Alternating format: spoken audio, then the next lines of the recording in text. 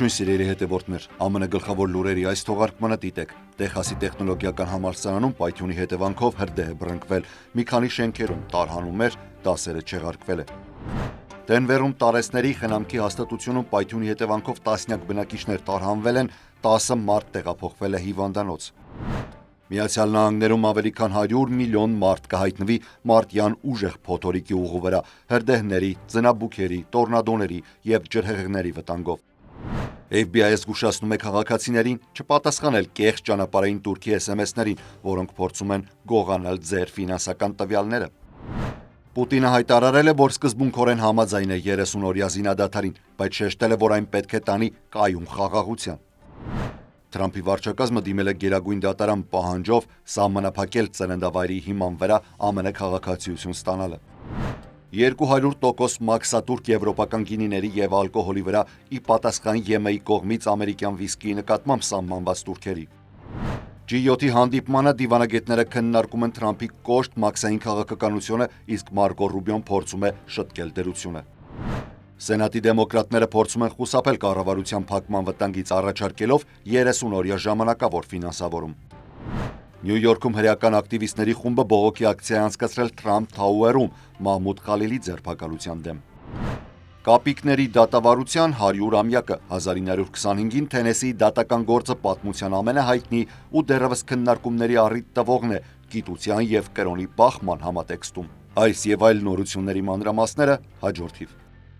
Տեխասի տեխնոլոգիական համալսարանում տեղի ունեցած պայթյունը հանգեցրել է հրդեհի և էլեկտրաէներգիայի անջատումների, ինչի հետևանքով համալսարանում տարհանվել է մի քանի շենքի ուսանողներ և չեղարկվել է դասերը շաբաթվա մնացած հատվածի համար, հայտնում են համալսարանի ոստիկանությունից։ Վկաների խոսքով պայթյունը բավականին հզոր է եղել։ Հրշեջ ծառայության տվյալներով նրանք դեպքի վայր են ժամանել երեկոյան ժամը 7-ին հնարավոր գազի արտահոսքի ահազանգից հետո։ Նրանք ժամանելուն պես նկատել են մի քանի տեխնիկական հորեր, որոնց միջից հրդեհ ու ծուխ էր դուրս գալիս։ Դեռևս պայթյունի պատճառը անհայտ է մնում։ Տեխասի տեխնոլոգիական համալսարանում սովորում է ավելի քան 40,000 ուսանող։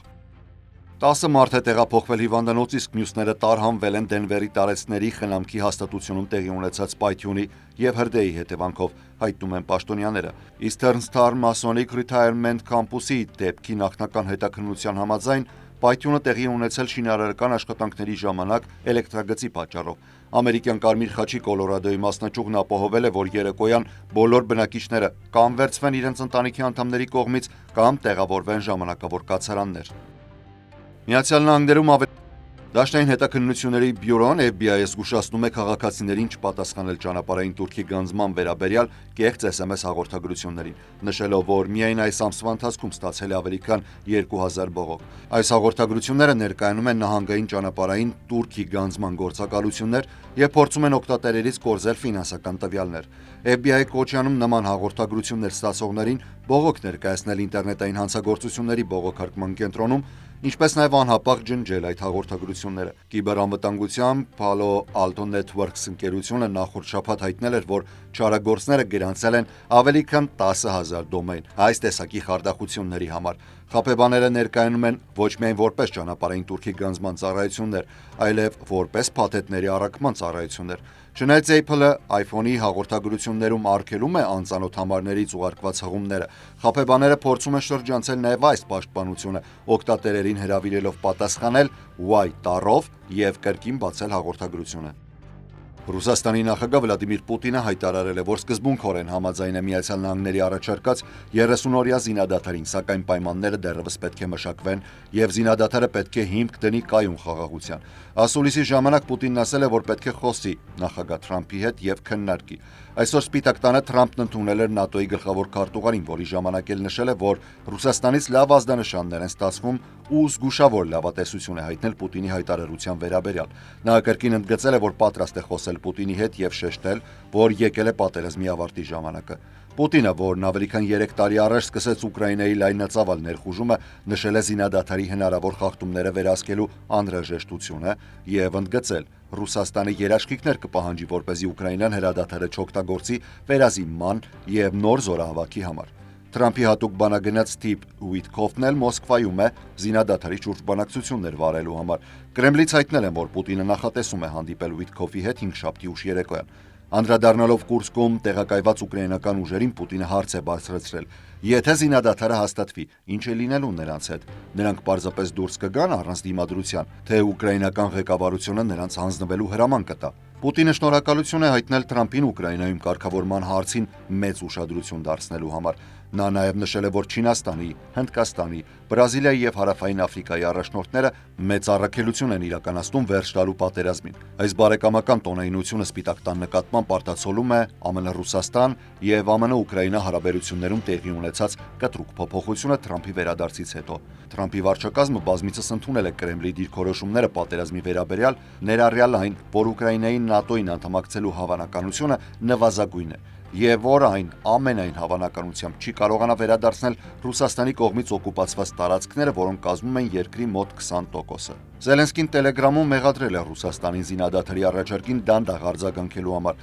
հայտարարելով, որ Մոսկվան փորձում է ձգձգել ցանկացած խաղաղ համաձայնագիր։ Ուկրաինան վճռականորեն պատրաստ է արագ առաջ շարժվել դեպի խաղաղություն, գրել է Զելենսկին, հավելելով, որ հույս ունի Միացյալ Նահանգների ճնշումը Ռուսաստանին կստիպի դադարեցնել մարտական գործողությունները։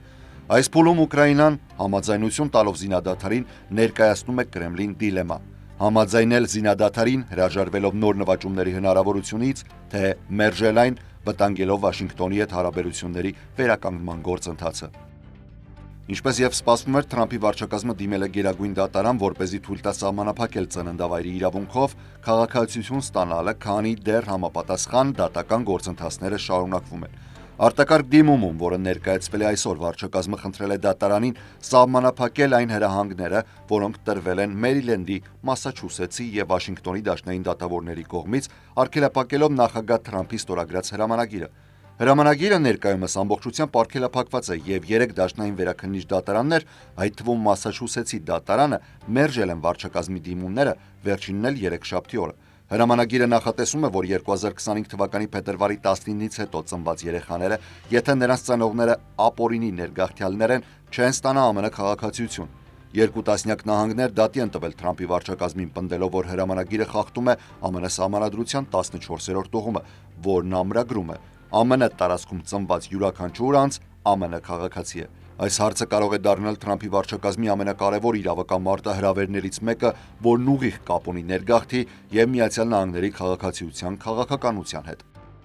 Թրամփի վարչակազմը սկսել է վերանայել այն կազմակերպությունները, որոնք ապահովում են ժամանակավոր կացարաններ եւ այլ օգնություն միգրանտներին, պնդելով, որ դրանք հնարավոր է խախտել են օրենքը։ Միացյալ Նահանգների ներքին անվտանգության դեպարտամենտը լուրջ մտահոգություններ ունի այն մասին, որ դաշնային դրամաշնորհները, որոնք տրամադրվել են միգրացիոն ճգնաժամի կարգավորման նպատակով, նախկին նախագահ Ջո Բայդենի օրոք, կարող էին օգտագործվել անօրինական գործունեության համար, այս մասին ասել է Դաշնային արտակարգ իրավիճակների կառավարման գործակալության FEMA-ի ժամանակավոր ղեկավար Քեմերոն Հեմիլթոնը։ Ինչ պահանջներ է ներկայացնում Թրամփի վարչակազմը։ FEMA-ն պահանջում է, որ կացարանների եւ ծառայությունների ծրագրի շրջանակներում դրամաշնորհ ստացած կազմակերպությունները ներկայացնեն միգրանտների անուններն ու կոնտակտային տվյալները եւ ծառայությունների մանրամասն ցուցակը, որոնք նրանք ստացել են։ Բացի այդ, ծրագիրը կկասեցնի ֆինանսավորումը մինչև վերանայման ավարտը։ Այսօր դաշնային դատախազները ծանուցագրեր են ուղարկել Նյու Յորքի մի քանի ապաստարանների եւ հյուրանոցների, որոնք օգտագործվել են միգրանտներին ժամանակավոր կացարան տրամադրելու համար,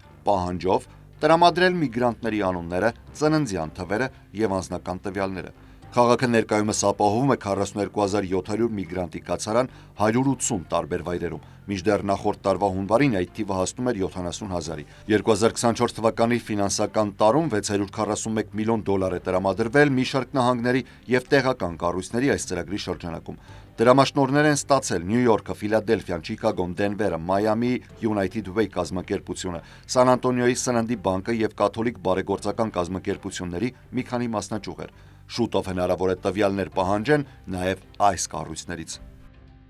Թրամփն այսօր սպառնացել է սահմանել 200% մաքսատուրք եվրոպական գինիների, շամպայնի եւ ալկոհոլային խմիչքների վրա, եթե Եվրամիությունը իրականացնի 50% մաքսատուրքի ծրագիրը ամերիկյան վիսկիի նկատմամբ։ Գինու վաճառողները եւ ներմուծողները պնդում են, որ այսպիսի բարձր մաքսատուրքերը էապես վնասելու են եվրոպական գինիների առևտուրը Միացյալ Նահանգներում։ Վաճառքի գները ավելանալու են 2-ից 3 անգամ, ինչը սպառողները, ըստ ոլորտի մասնագետների, դժվար թե ընդունեն։ Թրամփը պնդել է, որ դա օգուտ կտա ամերիկյան գինու եւ շամպայնի արտադրությանը, չնայած շամպայնը օրենքով պաշտպանված անվանում է եւ այն կարող է արտադրվել միայն Ֆրանսիայի շամպայնի տարածաշրջանում։ Գինու ոլորտի մասնագետները նշում են, որ Թրամփի հայտարարությունները շատ արագ կարող են փոփոխվել, բայց սպառնալիքը արդեն իսկ վնասել է առևտրային հարաբերությունները։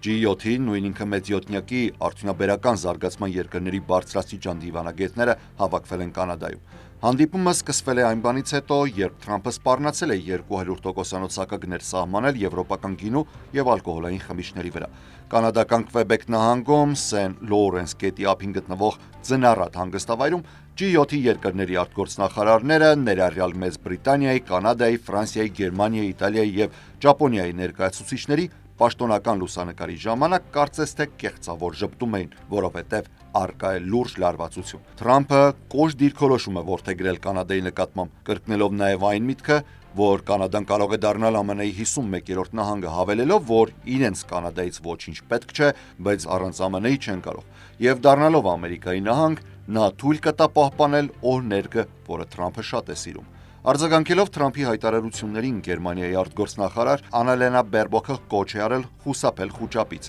Միացյալ Նահանգների պետքարտուղար Մարկո Ռուբիոն է Կանադայում եւ փորձի հարթել լարված իրավիճակը։ Նա նաեւ խուսափել է Թրամփի կոշտ դիրքորոշումները պաշտպանելուց, նշելով, որ նախագահը պարզապես արտահայտել է իր տեսակետը։ G7-ի հանդիպումը վերածվել է բարդ քաղաքական բեմահարթակի, որտեղ դաշնակիցները փորձում են պահպանել միասնությունը Թրամփի կոշտ դիրքորոշումների ֆոնին։ Հարցն այն է, թե արդյոք G7-ը կկարողանա մշակել միասնական հայտարարություն, թե Թրամփի վարչակազմի նոր քաղաքականությունը կխոչընդոտի դրան։ Կառավարության հնարավոր փակման ֆոնին Սենատի դեմոկրատները վերջին ճիգերն են գործադրում, բողոքելու ներկայացուցիչների պալատի կողմից ընդունված հանրապետականների ֆինանսավորման օրինագծի դեմ։ Դեմոկրատներն առաջարկում են 30-օրյա ժամանակավոր ֆինանսավորման օրինագիծ որպես այլընտրանք, սակայն հանրապետականների վերահսկողության տակ գտնվող կոնգրեսում դրա ընդունման հավանականությունը քիչ է։ Միևնույն ժամանակ դեմոկրատները քիչ հավանական է, որ թույլ տան կառավարության փակում, մտահոգված լինելով այն քաոսով, որը նրանց խոսքով կարող են առաջացնել Թրամփը եւ Մասկը։ Դեմոկրատներն այսօր կրկին փակ քննարկումներ են անցկացրել, որոշելու իրենց հաջորդ քայլերը։ Վերջնաժամկետը մինչև ուրբաթ կեսգիշեր է։